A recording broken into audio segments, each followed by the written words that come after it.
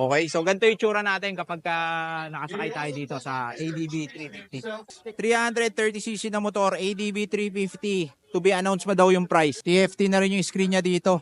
Ang laki nung profile sa unahan. Big bike na talaga yung datingan nito. Dual shock, parehas nung sa mga ADB 150. Pero ito, mas mahaba. Showa rin. Tapos yung likod, LED na. Tapos yung gulong nito, Metzeler na dual sport 140, 70, 14 inch sa likod. Bali sa unahan naman, 120, 70, 15 inch sa unahan. Nakanisin na caliper na rin. Ito naman yung pinaka gusto kong kulay. Itong black. Trip ko tong kulay nito. Yung combination ng kulay niya, mas bumagay yung gold. Saktong-sakto to, ADB 350. Naka-TFT screen na, oh. Keyless. Parang sa mga XADB. Yun yung feel netong motor na to. Hindi siya parang ADB 150. Ibang-iba mga sir. Showa na rin yung front shock niya. Hindi ko alam kung adjustable. Okay, so ganito yung tsura natin kapag nakasakay tayo dito sa ADB 350.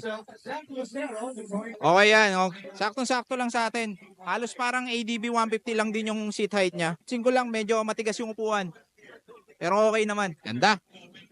Ito na isa sa mga pinakainintay ng mga tao. To be announced pa yung presyo. Buong video nasa Dader Show YouTube. So don't forget to like and subscribe.